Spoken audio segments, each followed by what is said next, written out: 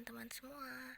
Pada pembahasan dalam pelajaran Intermediate 1, kami dari kelompok 5 yaitu saya sendiri Felicia dengan NIM 2022-50399 beserta dengan teman-teman saya yaitu Jason 2022-543, Kerry 2022-50118, Stephen Lukito 2022-50135, dan Regina 2022-50136 akan membahas materi mengenai PSAK 19 yaitu Intangible Assets.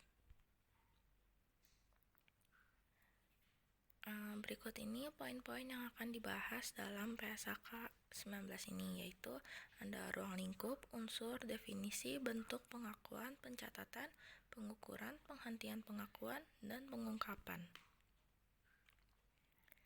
Sebelum mulai ke materinya, saya akan menjelaskan secara singkat mengenai PSAK, yaitu Pernyataan Standar Akuntansi Keuangan yang dibuat oleh IAI atau Ikatan Akuntansi Indonesia, di mana PSAK ini membahas mengenai hal-hal seputar akuntansi.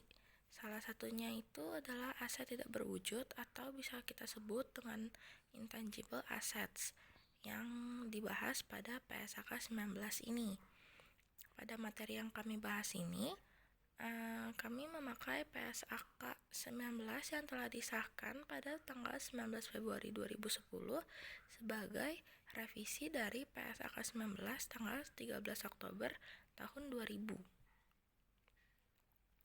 Nah, yang pertama ini adalah ruang lingkup dalam PSAK 19 yang kita bahas. 4 hal yang dikecualikan dalam PSAK 19 ini yaitu yang pertama, aset tidak berwujud yang diatur standar lain, yaitu goodwill, di mana goodwill ini diatur dalam PSAK 22. Lalu yang kedua ada aset keuangan yang diatur dalam PSAK 50. Yang ketiga ada hak penambangan yang diatur dalam PSAK 29. Lalu yang keempat adalah sumber daya lain yang tidak dapat diperbaharui. Yang kedua adalah unsurnya. Dalam aset tidak berwujud itu terdapat 3 unsur utama, yaitu yang pertama keteridentifikasian, yang kedua pengendalian, yang ketiga manfaat ekonomi masa depan. Untuk unsur keteridentifikasian ini penting karena berfungsi sebagai pembeda antara aset tidak berwujud dengan goodwill, karena goodwill itu sendiri adalah aset yang mempunyai manfaat ekonomi di masa depan yang muncul dari aset lain, namun goodwill ini tidak bisa diidentifikasi secara individual dan diakui secara terpisah. Singkatnya itu, goodwill merupakan selisih angka yang berasal dari kelebihan harga beli di atas harga pasar atas pembelian atau pembayaran dari transaksi perusahaan, sehingga aset bisa diidentifikasi apabila dapat dipisahkan, dijual, dialihkan, dilisensi, disewa, ditukar dari entitas secara individual maupun secara kontrak. Yang kedua itu apabila timbul dari kontrak atau hal legal lain di mana aset dapat dialihkan atau dipisahkan dari entitas. Unsur kedua itu yaitu pengendalian atau kontrol. Jadi aset dapat dikendalikan apabila entitas mampu memperoleh manfaat ekonomi masa depan dan dapat membatasi akses pihak lain dalam memperoleh manfaat ekonomis dari aset yang kita miliki. Lalu unsur ketiga adalah manfaat ekonomi masa depan. Entitas dapat memperoleh keuntungan dari pendapatan atas penjualan barang atau jasanya, penghematan biaya, dan manfaat lain yang diperoleh dari penggunaan aset. Jadi dari unsur yang sebelumnya itu dapat diketahui bahwa aset tidak berwujud itu bisa diidentifikasi tidak berwujud non-moneter. Non-moneter ini artinya harta atau kekayaan yang tidak bisa langsung diubah ke dalam bentuk uang karena proses pencairannya itu membutuhkan waktu yang lama. Lalu aset tidak berwujud itu dapat dikendalikan oleh entitas dan diharapkan dapat memberikan manfaat ekonomi masa depan, sehingga apabila Definisikan, aset tidak berwujud ini adalah aset non-moneter yang dapat diidentifikasi dan tidak mempunyai wujud fisik, serta dapat dimiliki dalam menghasilkan atau menyerahkan barang atau jasa, disewakan kepada pihak lainnya, atau untuk tujuan administratif.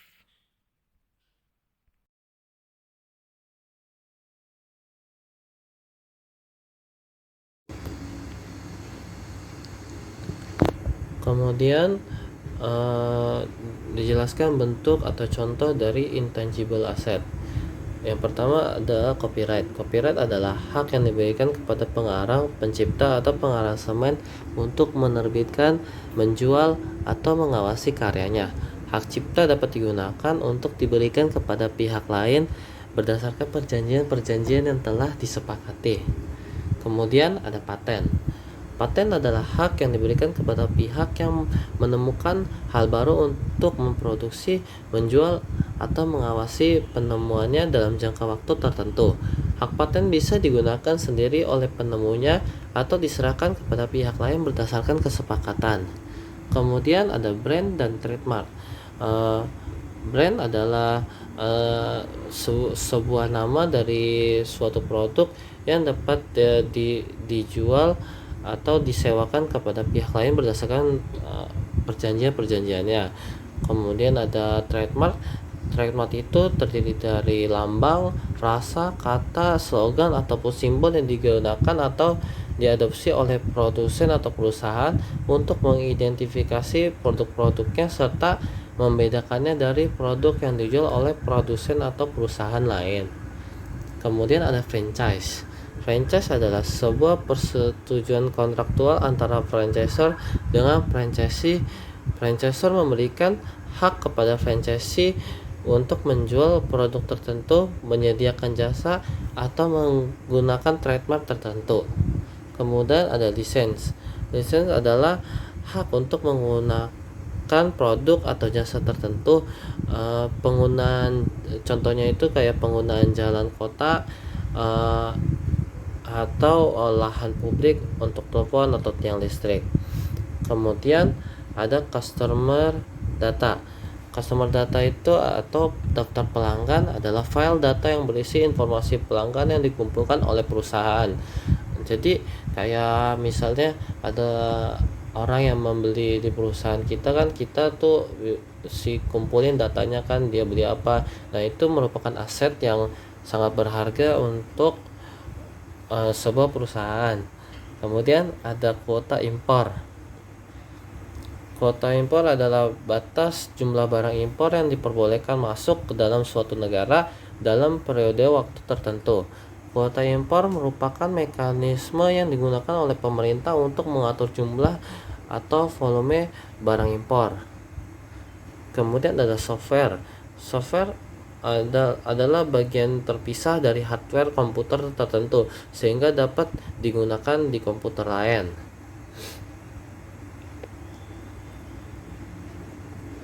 Kemudian dijelaskan pengakuan atas intangible asset yang dijelaskan dalam PSAK 19.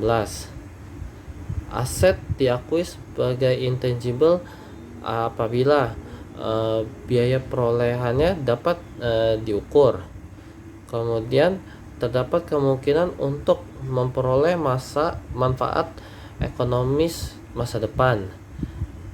Terus juga dapat nilainya itu masuk akal dan dapat dipertanggungjawabkan.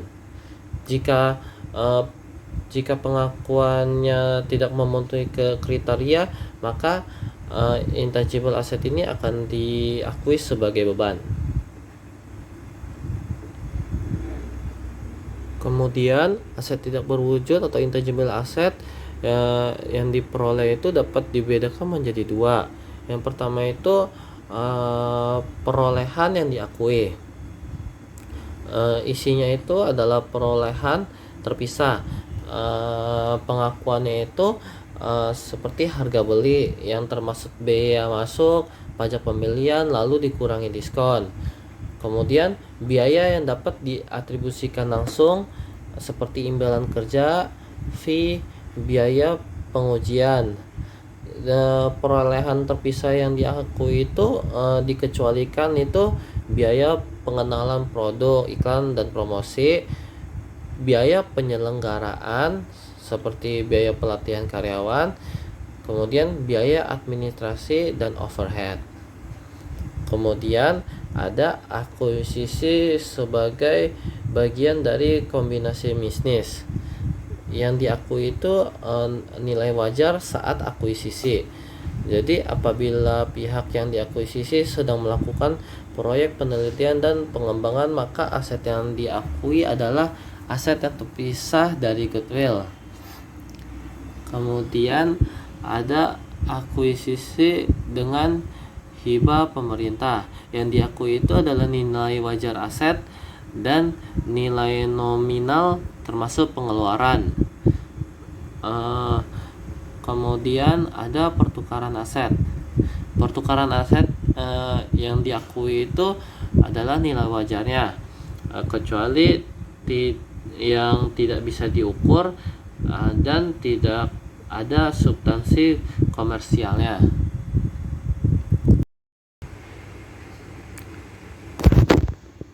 Kemudian ada perolehan yang tidak diakui. Perolehan yang tidak diakui itu biasanya adalah perolehan yang dihasilkan secara internal.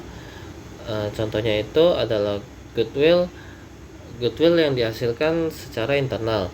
Tidak diakui sebagai aset karena goodwill tidak dapat teridentifikasi atau tidak dapat dipisahkan, tidak dapat dikendalikan, dan biaya perolehannya tidak dapat diukur, sehingga terdapat selisih antara nilai wajar dengan jumlah tercatat aset, di mana selisih tersebut tidak bisa dibilang sebagai biaya perolehan yang dikendalikan. Kemudian ada aset yang dihasilkan secara internal.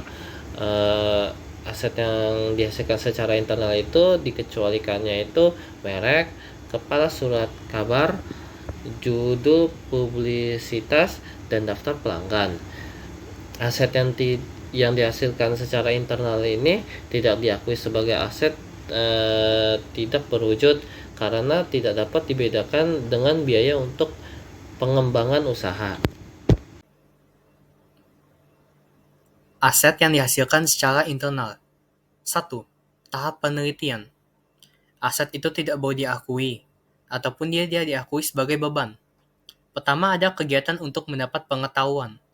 Kedua, pencarian, evaluasi, seleksi atas penemuan pengetahuan. 3. Ada pencarian alternatif bahan baku atau alat. 4. Desain, evaluasi, seleksi alternatif penemuan bahan baku atau alat. 2. Tahap pengembangan. Ada kelayakan teknis penyelesaian, niat menyelesaikan dan menggunakan, kemampuan menggunakan atau menjual, perolehan manfaat ekonomis masa depan, tersedianya sumber daya, dan mampu mengukur pengeluaran. Ada 2 metode pencatatan. Pertama, ada metode biaya. Metode biaya ada sebagai berikut. Biaya perolehan dikurang akumulasi amortisasi ataupun depresiasi, dikurang akumulasi kerugian penurunan nilai aset. Kedua, ada metode revaluasi. Metode revaluasi ada sebagai berikut. Nilai wajar pada tanggal revaluasi, dikurang akumulasi amortisasi, dikurang akumulasi rugi penurunan nilai aset. Nah, pengukuran di dalam intangibles asset itu ada terbatas dan tidak terbatas. Yang pertama, kita bahas dulu pengukuran yang terbatas. Nah, pengukuran terbatas ini adalah jangka waktu atau jumlah produksi atau jumlah unit serupa yang dihasilkan selama masa manfaat diamortisasi.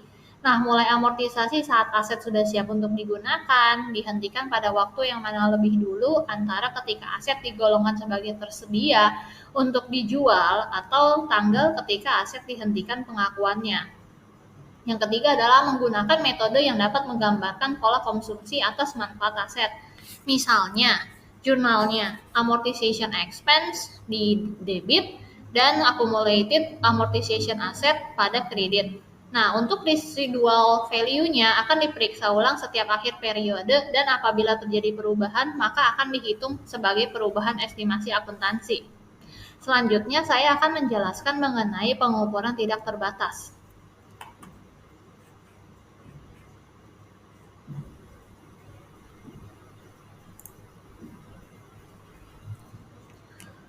Pengukuran tidak terbatas adalah aset tak berwujud yang mempunyai masa manfaat tak terbatas jika yang pertama, berdasarkan analisis seluruh faktor relevan. Kedua, tidak ada batas yang terlihat pada saat ini atas periode yang mana aset diharapkan menghasilkan manfaat. Yang ketiga, tak terbatas berbeda dengan tak terhingga, sehingga tidak diamortisasi. Nah, tidak diamortisasi ini dengan syarat yang pertama, melakukan impairment test setiap tahun dan kapanpun bila ada indikasi penurunan nilai. Yang kedua, masa manfaat ditelusuri setiap akhir periode karena bisa menjadi terbatas apabila ke-1, terdapat perubahan estimasi. Kedua, terdapat indikasi penurunan nilai atau impairment. Nah, rugi penurunan nilai sama dengan nilai tercatat dikurang nilai terpulihkan. Atau loss impairment sama dengan carrying amount dikurangin recoverable amount. Recoverable amount itu adalah mana yang lebih besar antara nilai wajar dikurangi ongkos penjualan dengan nilai sekarang. Arus kas masa depan aset. Yang mana recoverable amount itu mana yang lebih besar antara fair value dikurangin cost to sell dengan value in use. Jurnalnya adalah loss impairment di debit dan kreditnya adalah accumulated depreciation asset. Selanjutnya adalah kapan sih penghentian pengakuan amortisasi? Nah, penghentian pengakuan amortisasi ini adalah yang pertama dalam proses pelepasan, entah itu dijual, sewa pembiayaan, atau disumbangkan, yang menggunakan tanggal di mana penerima menerima dan dapat mengendalikan aset. Yang kedua adalah tidak ada lagi manfaat ekonomis masa depan yang diharapkan, sehingga selisih antara hasil neto pelepasan dengan jumlah tercatat aset akan menimbulkan gain atau loss yang akan diakui oleh income statement. Gain tapi tidak diakui sebagai pendapatan. Ada 3 cara pengungkapan. Pengungkapan yang pertama secara umum. Pengungkapan secara umum ini dibagi menjadi 2 aset. Aset yang pertama adalah aset yang dihasilkan internal yang dipisah dengan aset tidak berwujud lainnya. Dengan adanya, yang pertama, masa manfaat terbatas atau tidak terbatas. Yang kedua, metode amortisasi. Yang ketiga, jumlah tercatat bruto dan akumulasi amortisasi dengan akumulasi penurunan nilai pada awal dan akhir periode. Yang keempat, unsur dalam laporan pendapatan komprehensif. Yang kelima, penambahan, penurunan, kerugian penurunan nilai, amortisasi yang diakui, perubahan lain pada jumlah tercatat selama periode. Aset yang kedua adalah aset tidak berwujud atau tidak terbatas. Dengan adanya, yang pertama, jumlah tercatat, dan yang kedua, alasan yang mendukung masa manfaat tidak terbatas. Pengungkapan yang kedua yaitu secara metode revaluasi setelah pengakuan. Ada dua macam metode. Yang pertama, metode aset tidak berwujud. Dengan adanya, yang pertama adalah tanggal efektif revaluasi, dan yang kedua adalah jumlah tercatat yang direvaluasi, dan yang ketiga adalah jumlah tercatat yang diakui dengan metode biaya. Metode yang kedua adalah jumlah surplus revaluasi di awal dan di akhir periode. Pengungkapan yang ketiga adalah secara pengeluaran, penelitian, dan pengembangan. Dengan adanya nilai gabungan dari pengeluaran penelitian dan pengembangan yang diakui sebagai beban selama periode. Sekian dari kelompok kami. Terima kasih.